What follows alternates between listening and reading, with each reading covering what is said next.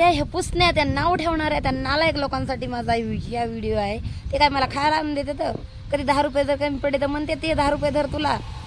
कशी लेकरं बाळ पाळतीस ते सांगतात का, ते विचारतात का मला ते काय करतीस, कशी घर चालवतीस काय नाही. हाय मित्रांनो, कशा आहात तुम्ही सर्वजण? मस्त मजेतच असताना मी पण मस्त मजेत आहे साईबाबाच्या कृपाने. चला तर म्हणलं आज खूप दिवसांनी ब्लॉग बनवला नाही, चला तर ब्लॉग बनवावंच. आता हे नाव ठेवणाऱ्या लोकांचं ना आता खूपच झालंय, त्यांना जरा प्रतिउत्तर द्यावातच. मी तुम्ही सांगा, जर आपण 4 दिवस कामाला नाही गेलो, जर आपल्याकडं बाजाराला पैसे नसले तर हे नाव ठेवणारे लोक येते का हो?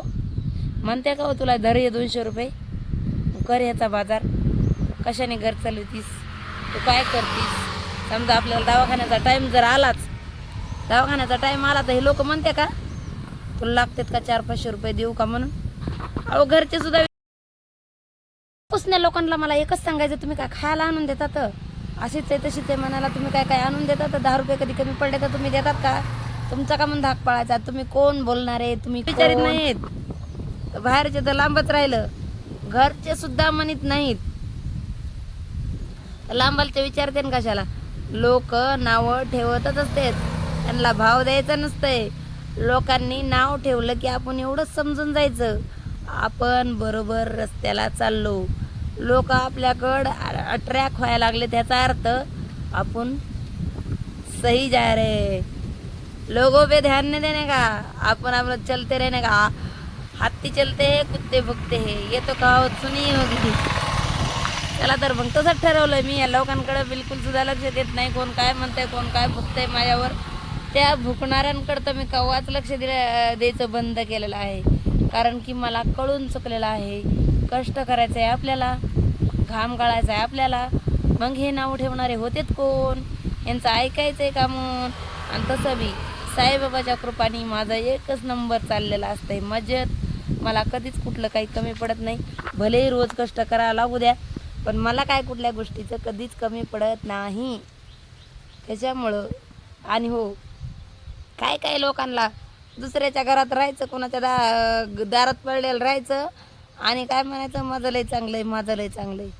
अरे दुसऱ्याच्या घरात राहून कधी चांगलं नसतंय म्हणत त्याला स्वतःच्या दमावरलं घर लागतं. स्वतःचं झोपडी का असाना ती स्वतःची लागती, तेव्हा म्हणावं लागतं की ते माझं आहे आणि मी माझ्या जीवावर राहते आणि माझं लय चांगलं झालंय.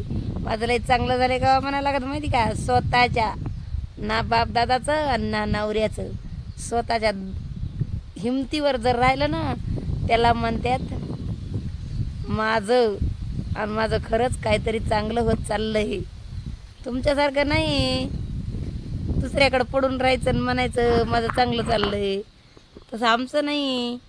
घटाकाना काना काना असा घाम गाळायचा आहे आणि खायचं आहे, मग टकटक बोलायचं आहे. आधी कोणाच्या ह्याच्यात नाक खुपसायचं नाही, आणि आमच्या ह्याच्यात जर कोणी नाक खुपशिलं तर मग त्याला बी सोडायचं नाही. त्याच्यामुळं वाईट बोलणाऱ्यांनो सांभाळून राहा बरं का. ह्या वेळेस बिना नाव घेता बोलले, दुसऱ्या वेळेस नाव घेऊन बोलन तर परत म्हणायचं नाही आमचा अपमान केला, सगळं सोशल मीडियावर जग जाहीर केलं, आमचं नाव घेतलं. काय नाव घेण्याचा संबंध होता? इशारा काफी असन. आणि सगळ्या दुनियाला माहिती, नावं ठेवणारे बघणारे व्हिडिओ बघत असते, लाईक कमेंट करीत नसते, त्याच्यामुळं कळून येत नाही. पण मला माहिती माझ्या व्हिडिओवर डोळा आहे म्हणून, समजलं का? बाय.